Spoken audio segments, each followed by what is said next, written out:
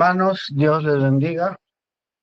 Estamos el 9 de noviembre del año 2025, domingo por la noche. Mi tema de, mi tema de este estudio va a ser añadir. Esa es la palabra, añadir. Bien, leamos. Oremos. Amado Padre Celestial, Creador de los cielos y de la tierra, Señor, en el nombre de Jesucristo, rogamos de tu presencia y tu revelación. Que tú, Señor, transformes nuestras vidas, nuestras almas, a medida que recibimos tu palabra. Háblanos, Señor, esta noche, lo rogamos en el nombre de Jesucristo, tu Hijo amado. Amén. Leamos nuestro texto de Mateo 6, Mateo capítulo 6, del versículo 24 en adelante. Pero voy a estar versículo a versículo exponiendo mi tema. Mateo 6, 24. Ninguno puede servir a dos señores, porque o aborrecerá al uno y amará al otro, o estimará al uno y menospreciará al otro. No podéis servir a Dios y a las riquezas. Bien, Dios bendiga su palabra. En el texto original, en la última parte del versículo, dice, no podéis servir a Dios y a Mamón. Mamón es el Dios de las riquezas. Pero vamos a analizar acá, porque este versículo tiene que ver profundamente con la intención que Dios tiene al acercarse a sus hijos para salvación. No, está diciendo acá que no podemos servir. En este caso significa no solamente servir. En el lenguaje antiguo del hebreo, servir a Dios o hacerle culto a Dios era como trabajar para Dios, como que estabas tú llamado a hacer un trabajo y tu trabajo era adorar a Dios, ¿no? ¿Y por qué lo pongo así? Pues porque del trabajo es de donde sale el sustento en la vida actual y en la vida que el enemigo pensó para el hombre, de que el hombre sea esclavo del trabajo. Entonces nosotros no podemos trabajar para dos señores. La razón es que o vamos a amar al uno o vamos a amar a otro en razón de cuán fácil nos haga la vida, ya sea un señor o el otro señor. Entonces, la idea del enemigo es que el hombre se aleje de Dios por medio de la escasez, porque todo creyente que piensa que la vida de un cristiano tiene que ser dura, llena de disciplina, llena de sufrimiento, llena de escasez, entonces obviamente, por mucho que diga que va a amar, no va a preferir a Dios, sino que preferiría mejor el tema del dinero, porque el dinero, cuando uno tiene dinero en la mano, hace con él lo que quiere, pero cuando uno va a pedirle a Dios, uno está supeditado a la voluntad de Dios. Y entonces, si Satanás logra sembrar el pensamiento que Dios es difícil, que pedirle a él las cosas es tedioso, que recibir de Dios es algo trabajoso, entonces mejor sería tener el dinero, porque el dinero no se queja, hace lo que uno quiere y pues uno se contenta con las cosas que el poder, que el dinero, que es un poder adquisitivo, es un poder adquisitivo, ese poder es el que vamos a amar, vamos a estar contentos con el poder que tiene el dinero. Y entonces vamos a aborrecer o menospreciar el poder de Dios porque precisamente es difícil. Ahora, ¿de dónde nace cuál es la base para este pensamiento de que pedirle a Dios es algo difícil? En cambio, pues el dinero, poderoso caballero, es don dinero, hace las cosas sin tanto trámite. Bueno, pues cuando una persona se juzga a sí misma en su relación con Dios por su comportamiento, entonces el resultado, el producto es una vida fastidiosa. Como tanto predicador dice, la vida cristiana es dura. Pero la Biblia no dice que la vida cristiana es dura, la Biblia dice que el camino de un transgresor es duro. El camino de una persona que se aleja de Dios es duro. Entonces el Señor Jesús está presentando este tema para que la gente vea como una base de su relación con Dios qué es lo que Dios pretende o cuál es el propósito o qué es lo que Dios sabe y está seguro que quiere hacer con el ser humano. Entonces Jesús pone en primer lugar, donde esté tu tesoro, estará tu corazón. Donde tú tengas el sentimiento de que algo es valioso y te procura lo que necesitas, allí va a estar tu corazón. Si tú puedes confiar en Dios, tu corazón estará con Dios. Pero si tú confías en que mejor es el dinero, porque se puede manejar mejor que lo que se manejaría una relación con un Dios tan exigente, entonces tu corazón estará con el dinero. Entonces Jesús plantea este tema, donde esté tu tesoro, allí va a estar tu corazón. Donde tú pienses que el tesoro, nosotros tenemos un tema muy antiguo acerca del tesoro. El tesoro es de donde sale tu sustento, el tesoro es de donde sale tu satisfacción, tu vestimenta y todo lo que tú puedes adquirir viene del tesoro. Entonces, ¿cuál es tu tesoro? Mejor dicho, aquí, ¿quién es tu tesoro? ¿Es el dinero o es Dios? Ese es el planteamiento de Jesús. Ahora el Señor dice, por tanto os digo, versículo 25, no os afanéis por vuestra vida. Entonces, ¿cuál es el tema principal en la relación con Dios? Es el afán. Si uno está afanoso, ¿y por qué uno tendría afán? Pues porque piensa que le va a faltar. Uno está preocupado, podría ser aquí la palabra preocupado. Si uno está preocupado por la vida, pensando que Dios le va a fallar, o pensando qué habremos de comer, qué habremos de beber, qué habremos de vestir. Entonces, la preocupación, el afán, no es una manera de relacionarse con Dios, porque Dios no tiene en su propósito hacer sufrir al creyente, hacer sufrir a sus hijos. Entonces propone el versículo 26, mirad las aves del cielo, que no siembran, ni ciegan, ni recogen en graneros, y vuestro Padre Celestial las alimenta. ¿No valéis vosotros mucho más que ellas? Entonces, en este planteamiento de Jesús, está diciendo que Dios tiene la intención de que tú siempre tengas alimento. Pero en contraste, Satanás te dice de este versículo, pero mira, qué persona tan ociosa. O sea, está bien que los pájaros no siembren, no cieguen, pero bueno, tú eres un ser humano. El trabajo dignifica. El trabajo es de donde tiene que salir. Tú tienes que hacer algo. Entonces, ya echa por tierra la propuesta y el plan del Señor. Está diciendo que el alimento no depende del trabajo. El alimento depende del amor de Dios que quiere proveerte a ti. Entonces luego pone el Señor esto, ¿quién de vosotros podrá, por mucho que se afane, añadir a su estatura un codo? Es decir, la preocupación no cambia nada en el ser humano. La preocupación no es un elemento que te ayude a crecer. La preocupación, por el contrario, merma.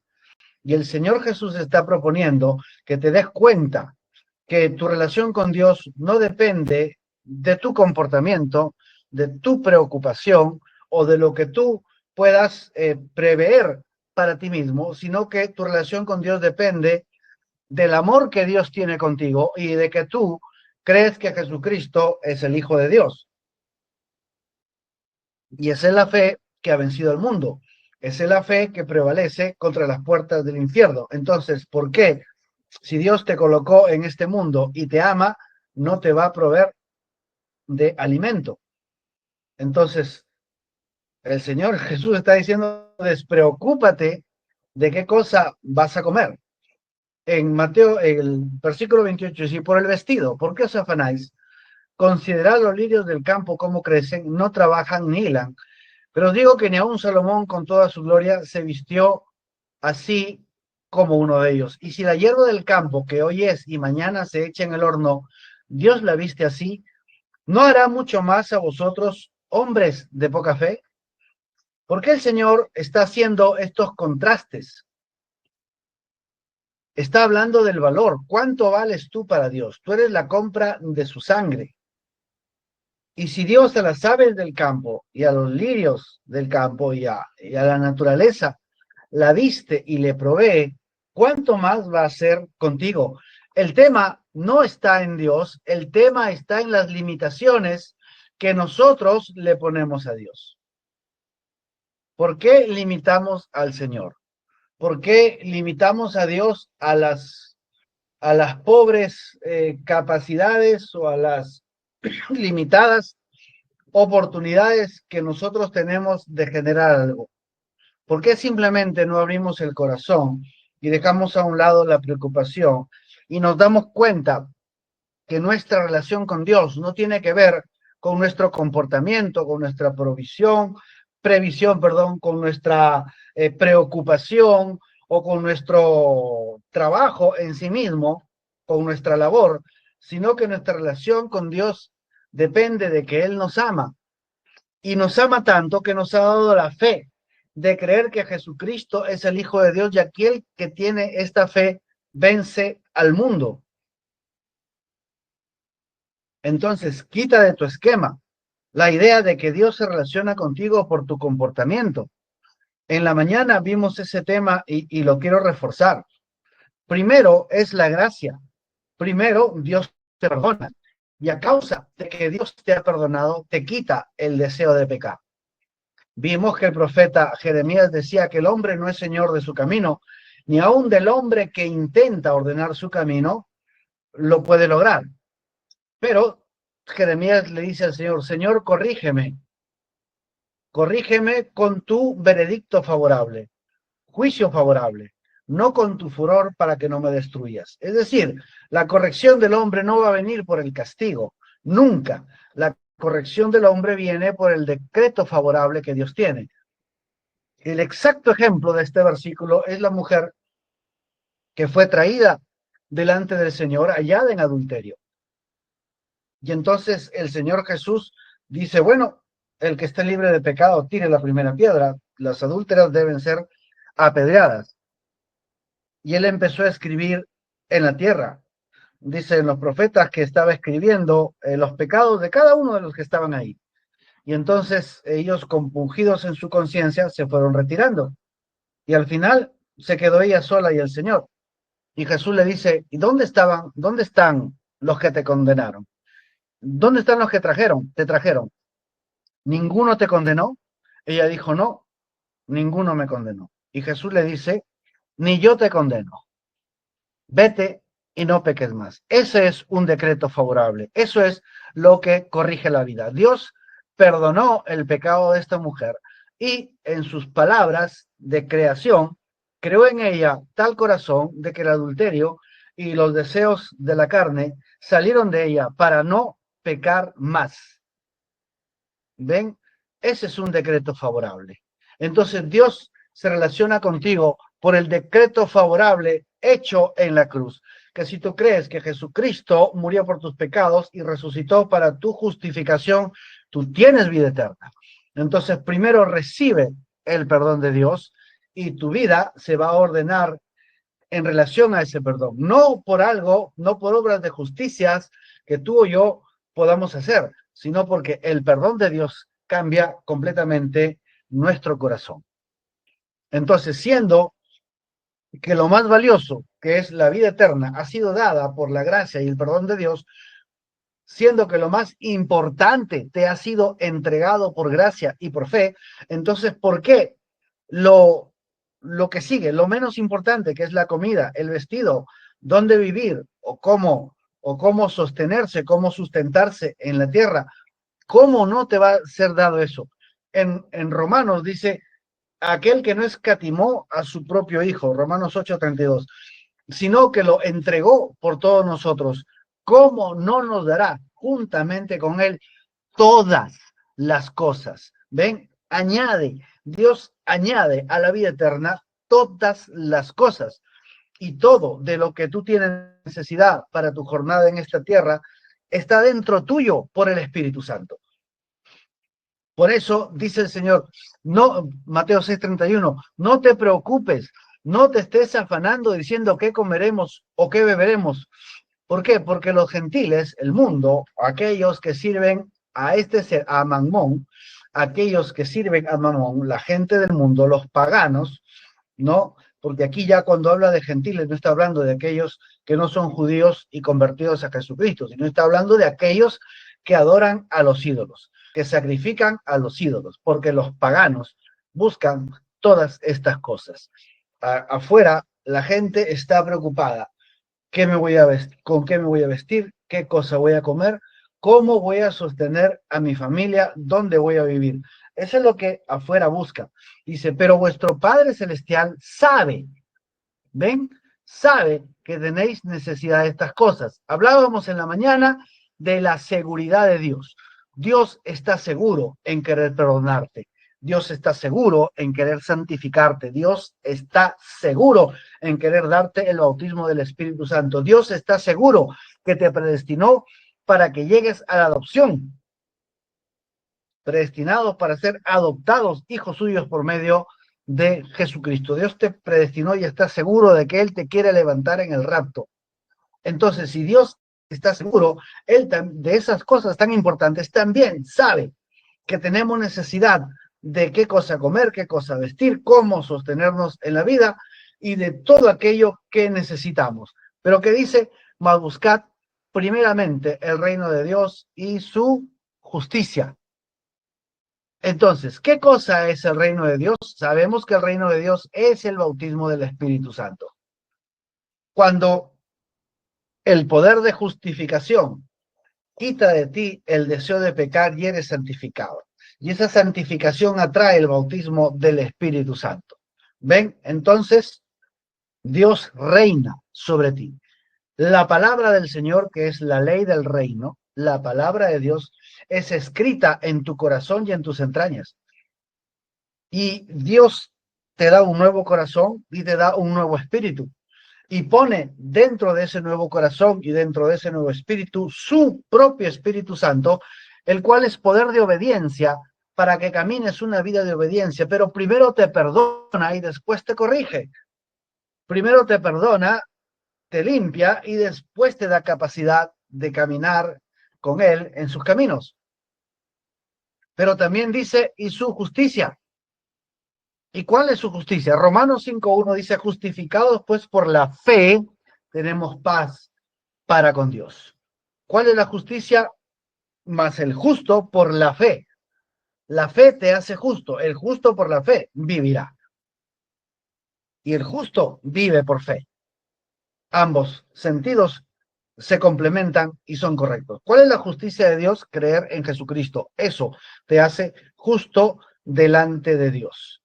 Por lo tanto, al ser justo, al tener la justicia de Dios, que significa que los méritos de Jesucristo son colocados sobre ti, entonces todas estas cosas serán añadidas. Todas estas cosas serán añadidas. Punto final. Dios quiere añadir. Miren, Jesucristo, en la vida de Jesucristo, vas a ver que él primero predicaba y luego de predicar sanaba a los enfermos. Y si había necesidad, multiplicaba la comida. Es decir, donde estaba Jesucristo había abundancia. Donde estaba Jesucristo se cubrían todas las necesidades de los que estaban alrededor. Bueno, si Jesucristo está en tu corazón, si el reino de Dios, si la palabra que se hizo carne, ven y has recibido y creído en esa palabra y por lo tanto está dentro de ti, para que habite Cristo por la fe en tu corazón. Entonces todas las cosas tienen que ser añadidas. La doctrina, la revelación, la sanidad, el alimento, el vestido, etcétera, etcétera, etcétera. Todas las cosas, ¿ven? Todas las cosas serán añadidas. Así que no te preocupes por el día de mañana. No. ¿Podemos planear para el día de mañana? Por supuesto que sí. Tú puedes hacer tus planes para el día de mañana. Los jóvenes pueden hacer sus planes de qué carrera estudiar, qué cosa van a hacer, dónde van a vivir. Bueno, está bien planificar para mañana. Jesús dijo, siéntate y planifica. Jesús habló de un rey que tenía que sentarse a ver si podía enfrentar la guerra. Habló de un hombre que quería construir una torre y tenía que sentarse para planificar. Está bien planificar para el día de mañana, pero no preocuparse por el día de mañana. No te preocupes, no te afanes por el día de mañana. Son dos cosas completamente diferentes. No vivamos en temor. Sí, porque el día de mañana traerá su propia preocupación, su propio tema. Basta a cada día su propio mal. Entonces, respecto de las cosas que tenemos que resolver, es en el día presente. No te ocupes por mañana. Hoy tienes que resolver ciertos temas, resuélvelos con el Señor. Pero en cuanto a vivir, debes entender que Dios te da la fe y junto con la fe todas las cosas. Vayamos para cerrar a Romanos 8, el 32. Acá está. El que no escatimó ni a su propio Hijo, sino que lo entregó por todos nosotros. ¿Lo entregó para qué? Para el perdón de nuestros pecados. ¿Cómo no nos dará también con Él todas las cosas? Hermanos, la idea del Señor al darte la fe, entendamos que la fe es la base de la estatura del varón perfecto.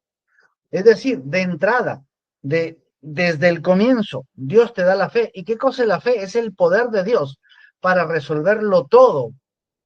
Porque Dios quiere que tú te ocupes en sobre la fe, establecer virtud y sobre la virtud, establecer la ciencia y la paciencia y el temor de Dios y el amor fraternal. Todas esas cosas no pueden ser establecidas en una vida llena de preocupaciones, llena de problemas. Así que entrada Dios, de entrada dice, ya, ¿crees en Jesucristo? Toma Jesucristo, toma la señal, toma el bautismo del Espíritu Santo, toma todas las promesas y toma la fe para que sepas que puedes solucionar todo problema que se presente en tu vida para que libre de los problemas por la fe, entonces te dediques a crecer en la gracia y en el conocimiento del Hijo de Dios. Por eso dice, si Dios no escatimó, es decir, no mezquinó, sino que entregó a Jesucristo para el perdón de nuestros pecados, para que tengamos vida eterna, lo cual es lo más grande y lo principal, ¿cómo no nos dará también con Él todas las cosas?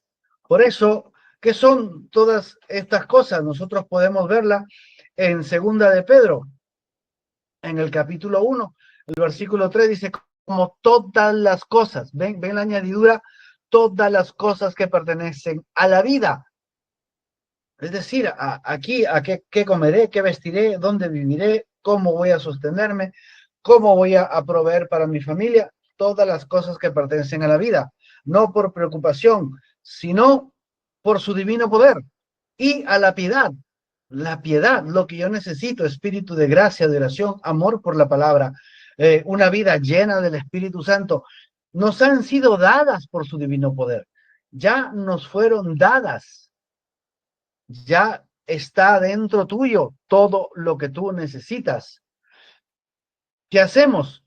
Pues acá lo dice, mediante el conocimiento de aquel que nos llamó por su gloria y excelencia. Es decir, debes experimentar, debes dejar que el Señor te guíe paso a paso, debes dejar, correcto, no el afán y la preocupación, deja que Dios actúe, da lugar al poder de Dios, da lugar a que Dios se manifieste en tu vida, porque Dios quiere añadir y quiere resolver tu vida para que no más estés tú preocupado, qué comeré, qué vestiré, dónde viviré, cómo me voy a mantener. No, esas cosas están solucionadas en Jesucristo, pero nosotros tenemos que abrir el corazón, abrir la apertura. Cierro con esta idea, con una ilustración que dio nuestro hermano Branham. Él dice que las bendiciones de Dios son tantas y que Dios jamás se cansaría de bendecirnos, tanto como si fuéramos un pececito de 1 centímetro en medio del océano Pacífico. A ver, por favor, ponga en su mente esa ilustración. La inmensidad del océano Pacífico. Millones de kilómetros cúbicos de agua disponible solo para un pececito de 1 centímetro. Y que el pececito empiece a decir, voy a respirar despacito, no vaya a hacer que esta agua se acabe. Y no vaya a ser que yo, con mi centímetro de longitud, vaya a contaminar todo el océano Pacífico. Mejor voy a respirar despacito. Dice el hermano Branham que si es un hombre que piensa, que puede agotar el amor de Dios, que puede cansar a Dios con sus peticiones. ¿Ven? Nuestro hermano John este viernes hizo una buena ilustración. Dijo, si la fuente es inagotable, si Dios es infinito y es una fuente inagotable, entonces, ¿por qué nuestro receptor no puede ser inagotable? Hermanos, siempre anhelemos más de Dios. Tengamos un deseo inagotable por Dios. Porque Dios se ocupa. Dios está seguro en lo que quiere hacer contigo, que es alimentarte, vestirte, darte un lugar donde vivir. Dios está a tu favor para que tú no te preocupes en la vida, sino que vivas de fe en fe, por fe y para darle gloria al Señor. Todas las cosas que pertenecen a la vida y a la piedad nos han sido dadas por su divino poder. Ya las tenemos, mediante el conocimiento de aquel que nos llamó por su gloria y excelencia. Oremos, amado Padre Celestial. Señor, nosotros como seres humanos podemos comprender y entender las palabras, pero solamente la revelación de tu palabra, la revelación espiritual de tu palabra es la que puede establecer estas cosas en el corazón. Amado Creador, cambia nuestro ser para que seamos de estos hijos tuyos que te agradan por la fe, que no vivamos preocupados. Cambia, Señor, tú conoces nuestro corazón, tú conoces nuestra necesidad, tú conoces las cosas que enfrentamos. Padre amado, haz que podamos dejarlas en tus manos y que podamos comprobar en nuestra vida de una vez y para siempre que si tú entregaste a Jesucristo para nuestra salvación y vida eterna, ¿cómo no nos darás juntamente con Él todas las cosas? Tú nos das en Cristo todas las cosas. Gracias, Señor, te damos en ese glorioso y maravilloso nombre de nuestro Señor Jesucristo. Amén.